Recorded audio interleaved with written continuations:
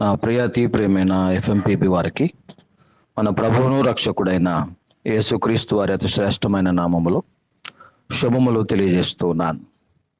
మరి ఒకసారి మీకు వాక్యం బోధించగలుగుటకు దేవుడిచ్చిన సదవకాశాన్ని బట్టి ప్రభువును స్తుతిస్తూ ఉన్నాను. ఈవేళ మన ధ్యానాంశము యోహాను సువార్తలో యేసుక్రీస్తు శిలువ శ్రమలను గూర్చి సాదృశ్య రూపముగా బోధింపబడిన సంగతులు. అందులో 1వ అధ్యాయంలో ప్రత్యేకముగా 29వ వచనము నుండి మనం ఇది మొదలు ఆయా అధ్యాయాలలో యేసు శిలువ మరణం గురించి బోధింపబడిన అనేక అంశాలు మనం ధ్యానించబోతూ ఉన్నాం. 29వ వచనం, ఇదిగో లోక పాపమును మోసుకొని పోవు దేవుని గొర్రెపిల్ల. ప్రార్థన. మా ప్రియమైన పరలోకపు తండ్రి, నీ కుమారుని గుర్చిన శిలువ మరణము సత్యమును యోహాను సువార్తలో నువ్వు అద్భుత రీతిగా రాయించావు. ఆ యోహాను సువార్తలో నీవు రాయించిన ఆ శిలువ శ్రమల సాదృశ్యాలను మేము ధ్యానించడానికి పూనుకొని చూడగా జ్ఞానమిచ్చి ఆత్మనిచ్చి సహాయం ఇచ్చేయమని క్రీస్తునామంలో ప్రార్థించి వేడుకొనుచున్నాను మా తండ్రి, ఆమేన్. ప్రియులారా, యేసు యొక్క శిలువ శ్రమలు పాత నిబంధనలలో ప్రవచింపబడిన ఆ యొక్క శిలువ శ్రమలు 3 సువార్తలు అనగా మత్తయి, మార్కు, లూకా సువార్తలలో ఒక క్రమములో నెరవేరినట్లుగా పరిశుద్ధాత్మ మన కొరకు రాయించాడు. యేసయ్య శిలువ శ్రమలు ఆయన జీవితంలో ఎలా నెరవేరాయి అనంటే 2 పద్ధతుల్లో నెరవేరాయి. మొదటిది, ఆయన జీవితం చూడగా 2 భాగాలు. ఆయన బాప్తిసం పొందిన స్థలం పేరు బేతనియా. ఆయన యెరూషలేము జయప్రవేశం చేసిన స్థలం పేరు బెత్ఫాగే. ఆయన శిలువ మీద మరణించిన స్థలం కల్వరి. ఈ 3 స్థలాలను బట్టి ఆయన జీవితం 2 భాగాలు. బాప్తిసం పొందిన బేతనీ నుండి బెత్ఫాగే వరకు ఒక జీవితం, అది సుమారు 3.5 సంవత్సరాల జీవితం అది. అలాగే బెత్ఫాగే నుండి కల్వరి వరకు, బెత్ఫాగే అనగా మట్టలాదివారం నుండి కల్వరి అనగా గుడ్ ఫ్రైడే వరకు ఒక జీవితము. ఆయన శిలువ శ్రమలు, ఆయన పొందిన శ్రమలను మనము 2గా భాగించవచ్చు. ఆయన మటలాదివారమునకు మునుపు పొందిన శ్రమలు ఒక భాగము, మటలాదివారం తరువాత పొందిన శ్రమలు ఒక భాగము. సో అందులో ఆయన అనేకమైన శ్రమలు అనుభవించినట్లుగా మనం చూస్తాం. నేను వ్యక్తిగతంగా లెక్కించినప్పుడు యేసు మటలాదివారానికి మునుపు అనగా బాప్తిజం తరువాత బెత్ఫాగే వరకు ఆయన జీవించిన 3.5 సంవత్సరాల కాలంలో సుమారు 15 రకాల వివిధ శ్రమలు అనుభవించినట్లుగా గుర్తించడం జరిగింది.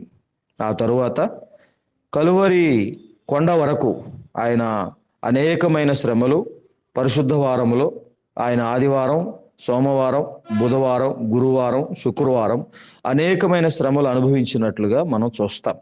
అయితే 3 సువార్తలు అనగా మత్తయి, మార్కు, లూకా శిలువ శ్రమలను గురించి ఆ రూపములో రాస్తే యోహాను మట్టుకు ఆ 3కి భిన్నంగా రాయటం జరిగింది. సో పరిశుద్ధాత్మ దేవుడు చాలా కాల వ్యవధి తర్వాత మహావృద్ధుడు, కురువృద్ధుడైన యోహాను ద్వారా ఈ సువార్తను సంఘము కొరకు రాయించినప్పుడు యేసయ్య భాష ఇందులో అత్యధికంగా గూఢార్థముగా ఉంటుంది, సాదృశ్య రూపములో ఉంటుంది. అందుచేత యోహాను సువార్తలో యేసయ్య శిలువ శ్రమలు, శిలువ మరణ సాదృశ్యాలు మనము కనుగొని నేర్చుకోవడం వల్ల పరిశుద్ధాత్మ దీవెనలు మనం ఇంకా అత్యధికంగా పొందవచ్చు. అందులో మొదటిదే, ఇదిగో లోక పాపమును మోసుకొని పోవు దేవుని గొర్రెపిల్ల అని యోహాను యేసు తన యొద్దకు వచ్చుచున్నప్పుడు చూచి పలికిన మాట ఇది. అదే మాట 2వ మారు యోహాను సువార్త 1వ అధ్యాయం 36వ వచనంలో ప్రభు పలికారు. అతడు నడుచుచున్న యేసు వైపు చూచి ఇదిగో దేవుని గొర్రెపిల్ల అని చెప్పాను. ఎప్పుడైతే యేసయ్య గొర్రెపిల్లగా సూచించబడుతున్నాడో అది మనలను లేవియా కాండమునకు తీసుకువెళ్లే మాట అది. అందులో ఈ గొర్రెపిల్ల సామాన్య గొర్రెపిల్ల కాదు, ఇది లోక పాపమును మోసుకొని పోయే గొర్రెపిల్ల అనగా ఇది పాప పరిహారార్థ బలికి చెందిన గొర్రెపిల్ల అనగా ఈ మాట మనం చదివిన వెంటనే వాక్యము గ్రహించిన వారికి, ముఖ్యంగా ఆనాటి ఇశ్రాయేలీలకు జ్ఞప్తికి రావాల్సిన అధ్యాయము లేవియా కాండము 4వ అధ్యాయం. ఎందుకంటే బైబిల్ మొత్తములో ధర్మశాస్త్రం అంతటిలో లేవియాకాండం 4వ అధ్యాయము పాప పరిహారార్థ బలి ఏ రూపములో అర్పించాలో చెప్పబడిన బలి ఇది. సో ఇందులో 4వ అధ్యాయంలో 5 రకాలుగా ఈ బలులు అర్పించడం ఆజ్ఞాపించబడ్డాయి.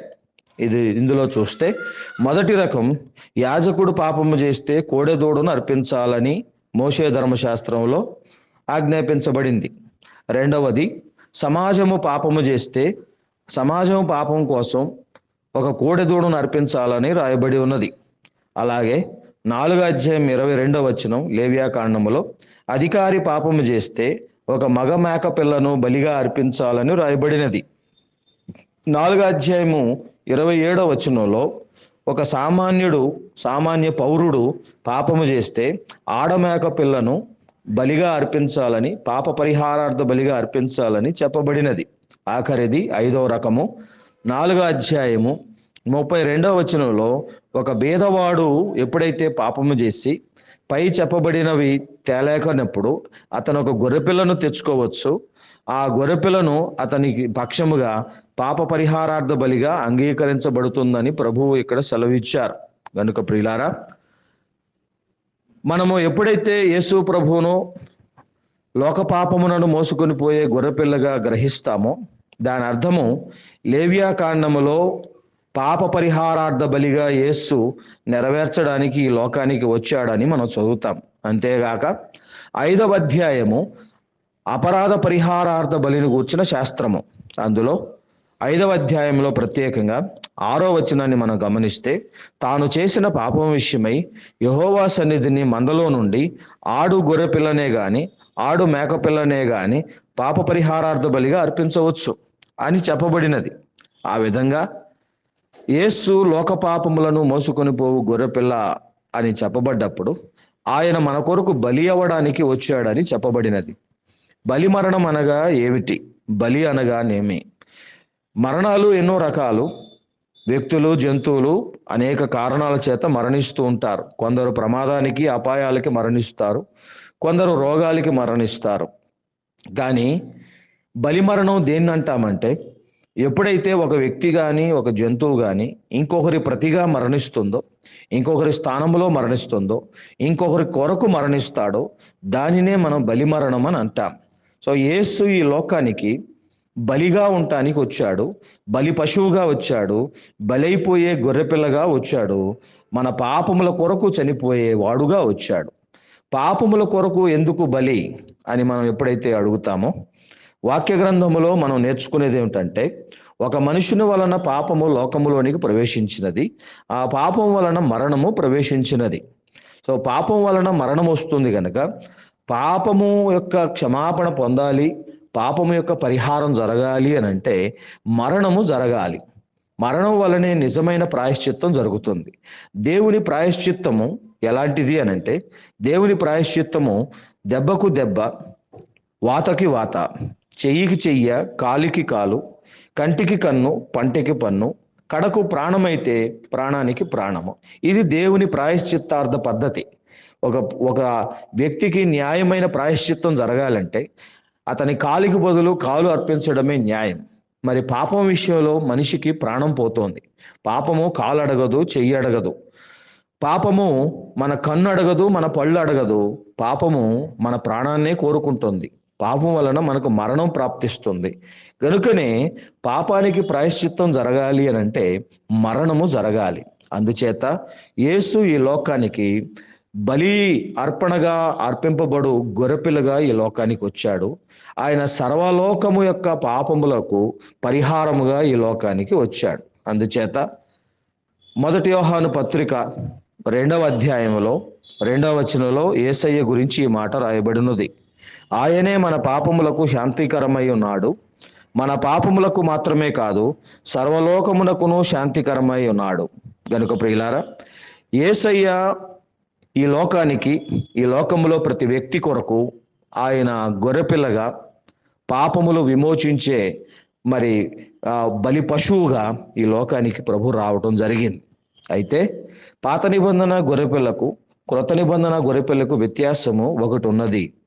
పాత నిబంధన గొర్రె అచ్చమైన గొర్రె, అది నిజమైన గొర్రె, అది అది ఒక సృష్టి, అది ఒక మూగజీవి. కానీ క్రొత్త నిబంధనలో గొర్రెగా దేవుడు ఎవరిని పంపాడు? తన సొంత కుమారునే పంపాడు. ఈ సొంత కుమారుడు చూచుటకు నరుడుగా ఉంటాడు గాని ఆయన తేరి చూడగా ఆయన నరుడే కాడు, ఆయన స్వయాన దేవుడని మనము గ్రహించగలము. కనుక ఈసారి ఒక నర రూపములో దేవుడు ఈ లోకానికి వచ్చి ఆయన మనకు ఏం తెలియజేస్తున్నారంటే, నేనే నిజమైన గొర్రెపిల్లను. ఎందుచేతనంటే హెబ్రీలకు రాసిన పత్రిక 10వ అధ్యాయం 4వ వచనంలో ఈ మాట రాయబడి ఉండటం మనం చూస్తాం. హెబ్రీలకు రాసిన పత్రిక 10వ అధ్యాయము 4వ వచనము, ఏలయనగా ఎడ్ల యొక్కయు మేకల యొక్కయు రక్తము పాపములను తీసివేయుట అసాధ్యము. అలాగే 10వ అధ్యాయం 11వ వచనంలో, మరియు ప్రతి యాజకుడు దినదినము సేవ చేయొచ్చు, పాపములను ఎన్నటికిని తీసివేయలేని ఆ బలులనే మాటి మాటికి అర్పించుచూ ఉండును.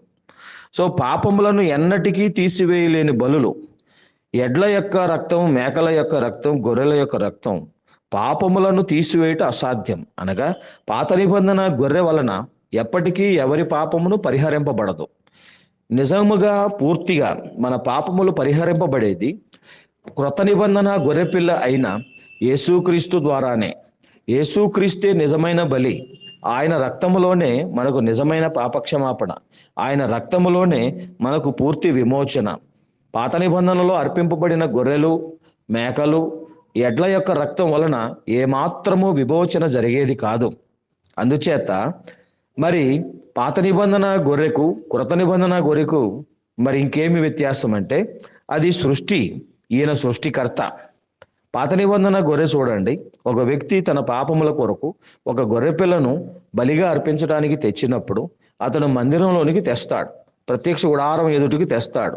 తెచ్చి దాని తల మీద చేతులు ఉంచుతాడు. ఉంచి ఆ తల మీద తన పాపములన్నిటినీ ఒప్పుకుంటాడు. ఒప్పుకున్న తర్వాత దాన్ని వధిస్తాడు. అప్పుడు యాజకుడు దాని రక్తము తీసి బలిపీఠం యొక్క కొమ్ములు 4 కొమ్ములకు దాన్ని చమిరి ఆ రక్తశేషం అంతటిని ఆ బలిపీఠం యొక్క అడుగు భాగంలో పారపోస్తాడు. ఇప్పుడు చూడండి, ఆ గొర్రెపిల్లను మీరు గమనించినప్పుడు దాని చుట్టూ ఉన్న యాజక సముదాయం, దాని చుట్టూ ఉన్న అర్పణ తెచ్చిన వారు కానీ ఆ ఆలయ ప్రాంగణంలో ఉన్న ప్రజలందరూ చూసినప్పుడు ఆ గొర్రెపిల్లను చూడండి, అది ఎందుకు చనిపోతుందో ఆ గొర్రెపిల్లకు తెలియదు. కానీ ఎవరి కోసం ఎందుకోసం చనిపోతుందో చుట్టూ ఉన్న వారికి బాగా తెలుసు. చుట్టూ ఉన్న వారికి బాగా తెలుసు, కానీ గొర్రెకి మాత్రం ఏమీ తెలియదు. అది మోగజీవి, అది మూఢజీవి. దానికి ఎందుకు చనిపోతున్నామో తెలియదు, అది ఎవరి కోసం చనిపోతున్నామో తెలియదు, ఎవరి పాపం కోసం చనిపోతున్నామో దానికి తెలియదు. అది ఒక మూర్ఖజీవి, అది ఒక మూఢజీవి, దానికి జ్ఞానము లేదు. అయితే యేసు ఈసారి మనకు క్రొత్త నిబంధనలో గొర్రెపిల్ల అయి ఉన్నాడు. ఈసారి దేవుడు మనకు ఒక పశువుగా, ఒక మృగముగా ఉండే జంతువును పంపలేదు, స్వయాన తన సొంత కుమారునే ఆయన మనకు పంపాడు. ఈ సొంత కుమారుడు ఎవరు? ఆయన ఆదియందు వాక్యమై ఉండినవాడు, వాక్యముగా దేవుని యొద్ద ఉన్నవాడు, ఆయనే దేవుడై ఉండినవాడు. కనుక దేవుడై ఉన్నవాడే ఈసారి గొర్రెపిల్లగా వచ్చాడు. అనగా ఈసారి గొర్రెపిల్ల ఎవరు? స్వయాన దేవుడే గొర్రెపిల్ల అయినప్పుడు ఈసారి గొర్రెపిల్ల కలువరి కొండ మీద మరణిస్తూ ఉన్నది గమనించండి.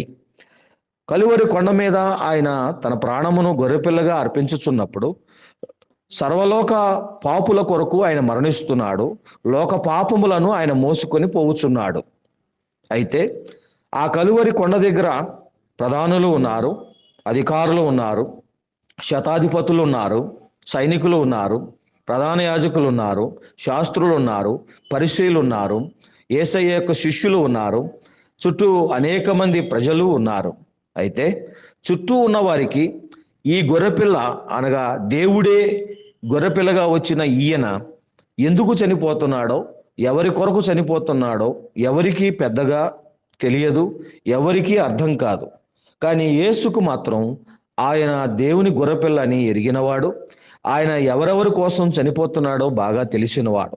పాత నిబంధనలో ఉన్న మూగజీవి అయిన గొర్రెకు దేవుడే గొర్రె అయిన ఈ యొక్క బలికి తేడా ఏమిటంటే, పాత నిబంధనలో గొర్రెకి ఎవరి కోసం చనిపోతున్నామో తెలియదు. కానీ క్రొత్త నిబంధనలో గొర్రెకి ఎవరెవరి కోసమో, ఎంతమంది కోసమో, ఎవరెవరి పాపాల కోసమో, ఎంతమంది పాపాల కోసమో ఆయన చనిపోతున్నాడో ఆయన బాగా ఎరిగినవాడు.